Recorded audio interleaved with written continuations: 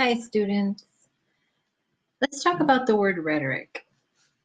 You may have noticed that this class is labeled Rhetoric and Composition. Rhetoric has many, many definitions. You may have heard this word used negatively. For example, many people refer to politicians' speech as just a bunch of rhetoric. That meaning implies that the politician was just using the right words to convince his audience, but she may have not been sincere about the message in her speech. In this case, rhetoric means empty words. Also, you may have heard people say something like, Donald Trump needs to change his rhetoric. In this case, they're using the word rhetoric to mean how Trump communicates. Perhaps they mean he needs to avoid name-calling other candidates. This is the kind of definition of rhetoric I want you to get accustomed to this semester, as it is the same definition that Aristotle, a Greek philosopher, used long ago. Aristotle saw rhetoric as the art of determining what will be persuasive in every situation. In ancient Greece, knowing how to have an argument was a form of art, like painting, dancing, writing poetry. It took study, practice, skill, and critical thought. In order to be persuasive, an author or speaker must do many things before opening their mouth or delivering a final draft. They must study their audience, learn about the topic, think about the arguments that those opposed will bring up. A solid argument is not birthed in the heat of the moment. All of this brings us to the definition of rhetoric you will hear or read me use this semester many, many times. How people say what they say in order to persuade others. For example, you can look at the rhetoric of a man's marriage proposal, how he asked his love to be his fiancée. Did he get on one knee? Did he take his love to a beautiful spot? Did he write a poem? How he proposed show how he knew his audience, his possible fiancé. If he knew his possible fiancé hates poetry, he probably would not have written a poem as part of his marriage proposal. We all practice rhetorical skills every day. We study our audience, we consider what words will be most effective, we consider the best time to present our arguments, etc. In fact, some people would say that every situation is a rhetorical situation because everything's an argument, not a fight. From commercials on TV to talking to your friend about where to go for lunch, we are always engaged in persuasive conversations. That's all rhetoric is, how people say what they say in order to persuade us. You will find lots more definitions, some probably better, but that is the simple version of a really big idea. Probably the best example that you can relate to is how you approach a teacher when you're asking for extra credit or how you try to explain why your work is late. You will consider how to communicate most persuasively. Should it be an email, in person? Let's say you want a chance for extra credit, but you know you've been kind of lazy all semester. What reasons might you use to convince your teacher? You may decide to convince her by appealing to her emotions. If I don't pass this class, I'll lose my financial aid, you might say. Or maybe you might say, I haven't turned in my work on time because I just had a baby and I've lost a lot of sleep. How about I had to work late or I would lose my job and that's why I couldn't turn in my work? Using reasons like these may make the teacher feel sympathy for the student and the teacher may grant the student the extra time or work. What if you have been an excellent student all semester, but just missed one due date? You may make the argument that you should be allowed to turn it in since you have always completed your other work on time. Still, you could also argue that many other teachers allow late work, so it seems unfair if you're not allowed to turn in late work for other classes. Even when you write a text message, that's a rhetorical situation. Let's say you're getting to know someone you like very much, and you may agonize over which emoji to use in your text message. That's rhetoric too, because the emoji is part of how you communicate. Remember, rhetoric is simply how people say what they say in order to persuade others. The next step in studying argumentation is analyzing an argument to decide what persuasive strategies the author or speaker uses and how effective those strategies are in supporting the argument. You will still need the summary and response skills that you've built all semester, but you will also become much more critical readers, looking for specific writing choices authors make in order to persuade their audience. Your next writing assignment, the rhetorical analysis, will require you to do just this. To help you get the hang of this, let's take a look at this commercial to practice how a rhetorical analysis works. Some say, free the whales. For them, nothing else is acceptable. But nothing could be worse for the whales. Most of the orcas at SeaWorld were born here. Sending them into the wild wouldn't be noble. It could be fatal. When they freed Keiko, the killer whale of movie fame, the effort was a failure and he perished. But we also understand that times have changed. Today, people are concerned about the world's largest animals like never before. So, we too must change. That's why the orcas in our care will be the last generation at SeaWorld. There will be no more breeding. We're also phasing out orca theatrical shows. They'll continue to receive the highest standard of care available anywhere. And guests can come to see them simply being their majestic selves, inspiring the next generation of people to love them as you do. The SeaWorld ad we saw contains an argument. SeaWorld is making a claim about themselves based on the changes they are making to their orca program. SeaWorld has been receiving lots of negative attention since the documentary Blackfish was released in 2013. In the documentary, certain breeding and basic animal rights issues were brought up, and the creators of Blackfish argue that orcas are being treated cruelly in SeaWorld parks. By 2015, SeaWorld's total revenue declined by 84%. Do you suppose SeaWorld felt they had to present their side of the argument? We're going to take some time to analyze the SeaWorld ad by thinking about how they said what they said in an effort to persuade us. I want you to do something first that's very important for rhetorical analysis. I want you to put your opinion about the issue, SeaWorld and orcas, on hold. You may be thinking, what? I thought this was a class about argumentation. Why do I need to put my opinion on hold? The reason we put our opinion about SeaWorld aside is that a rhetorical analysis thinks about how someone says what they say to persuade others, not if you agree or disagree with someone's belief. Those are two very different things, and you will understand the difference by the end of this video. First, let's think about what is the author's purpose and audience? What was the occasion for writing? Or what motivated the author, SeaWorld, to write this piece? Obviously, your first thought may be that SeaWorld didn't want to lose any more money. So they needed to create a message to show they care about orcas and families, and they don't just care about money. Then we will think about logos.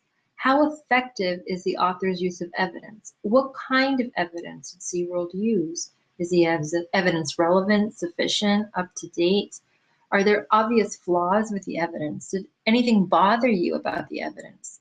Your first thoughts may be that SeaWorld uses some shots of orcas that show they are medically cared for. Also, they do use the story of a killer whale that was released and died in the wild to help support their argument. Notice that they use the actual image of the newspaper headline. This is done in an effort to make their claim appear more fact-based since it was in the news. Remember, SeaWorld wants that logical part of you to see their argument as reasonable.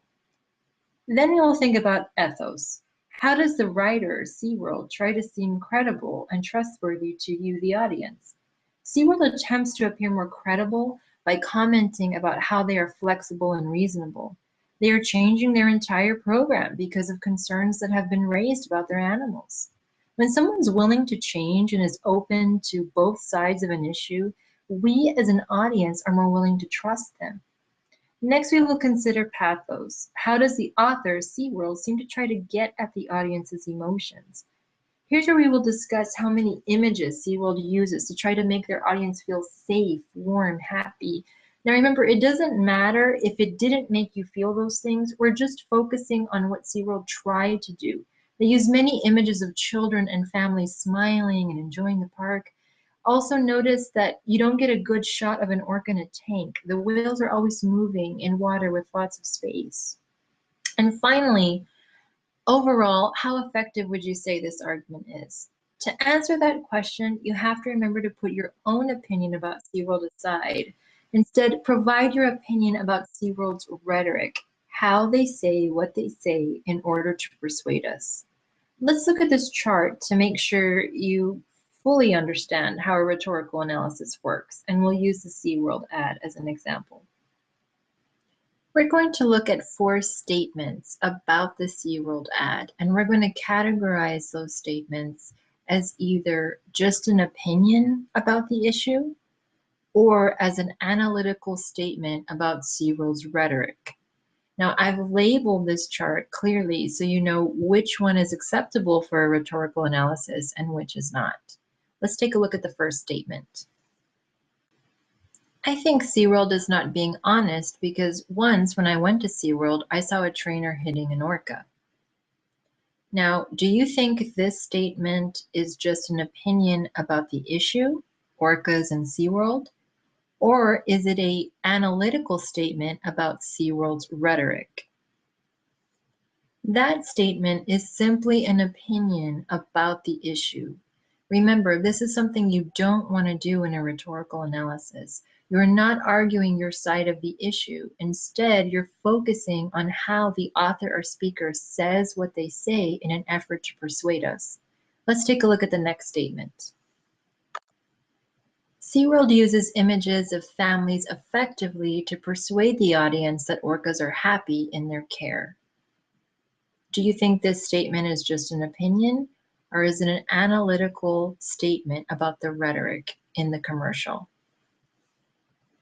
That statement is acceptable in a rhetorical analysis because it's analyzing, it's studying closely the rhetoric or how SeaWorld says what they say in an effort to persuade us, and tells us how effective or ineffective that writing choice was.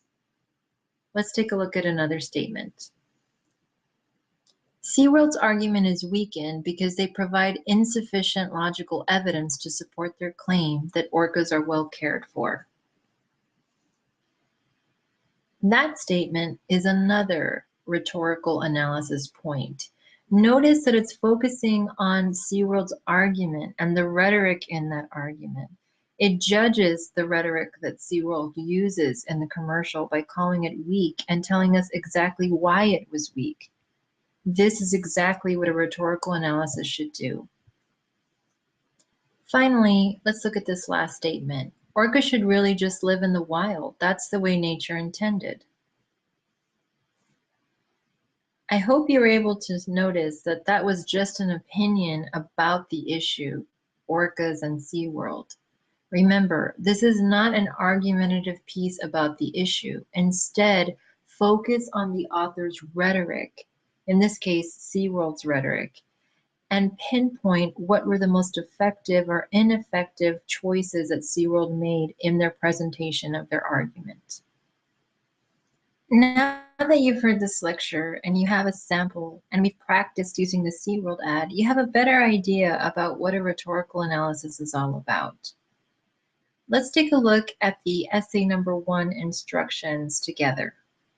You can find them by clicking on the link in the course calendar or by clicking on the link in the course syllabus. Here we are on the instructions. Let's review them together. The purpose of this assignment is to analyze the rhetoric of an op-ed piece, specifically an article you used for one of your New York Times Room for Debate webpage summary response assignments. Your audience is your classmates, and the form is an essay. The assignment requirements and criteria have all the info you need about word count, MLA formatting, etc. So make sure you take a look at that closely. Please note that I also have the due dates for this assignment. You will turn in a first, revised, and final draft. Under grading, you will notice I give full credit for first and revised drafts that are posted complete and on time. I will grade your final draft with a rubric, and you can view that by clicking here. Back to the requirements. In a well-developed multi-paragraph essay, write a rhetorical analysis of a recent op-ed article concerning your academic field. Keep the following guidelines in mind. The op-ed piece you use must be an article you already found for one of your New York Times Room for Debate webpage summary response assignments. So pick one that particularly interested you. But also, I want you to select an op-ed that has some point of disagreement for you. Even if it's a slight disagreement you had with the author, that's a great choice for you because you will be using this same article to help you write your project too, which will come later this semester. Now, keep in mind, this is not a summary response. Instead, you must analyze the author's use of rhetorical strategies and logical fallacies. So here's the good news. You may use an article that you used for your summary response assignments, and I highly recommend doing that since you've read the article closely and have even written about it already. In other words, you know the article and you don't have to start from scratch. If this sounds good to you, pick the one that interested you most. You should have already done the readings I assigned for today, so by now you should be familiar with logical fallacies. Let's take a look at a sample rhetorical analysis now, and I'll add a bit more clarification to the instructions after that. A sample can be found in your course calendar on the same date as today's video. This student sample is from the same student who wrote the sample summary response I shared with you earlier this semester. Take a moment to pause this video and read this essay closely so that the rest of this lecture will make more sense. Here are a couple of things that I want you to notice right away. Notice how she was able to use ideas and writing from that assignment that you reviewed earlier this semester to help her with this one. Remember that in this course, I want and encourage you to use writing that you do for your assignments to build to the next writing project.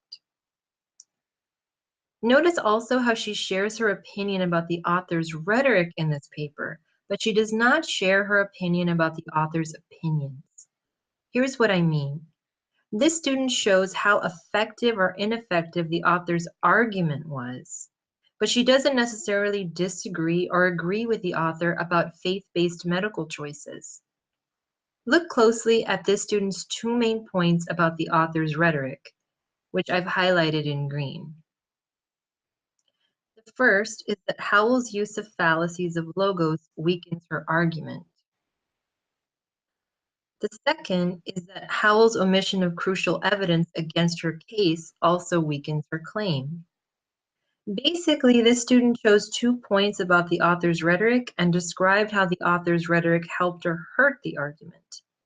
You may be wondering how this student chose what 2 points to analyze.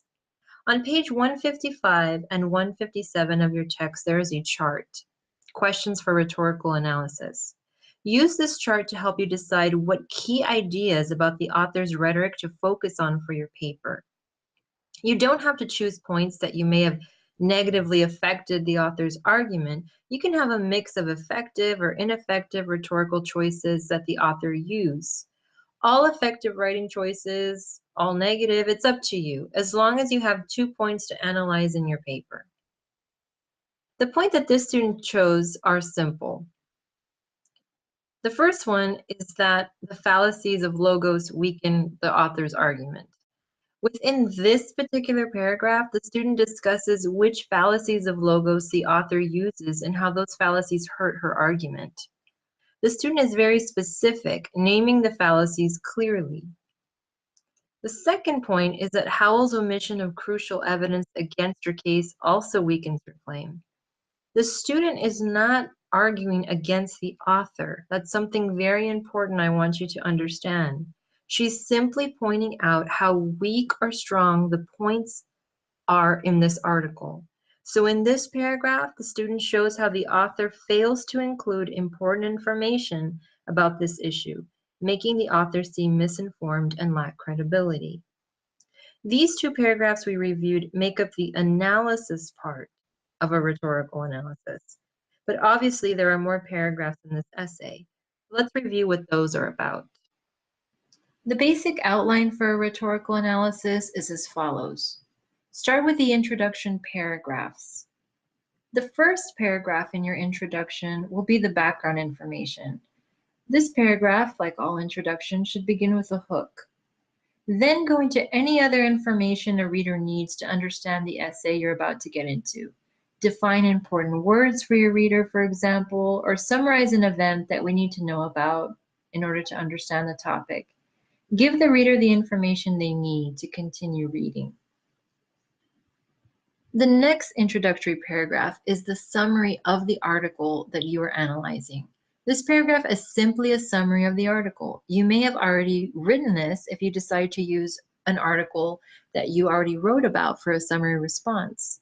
In your summary, make sure you include the author's name, the title of the article, and where it was published, just like you did in your post.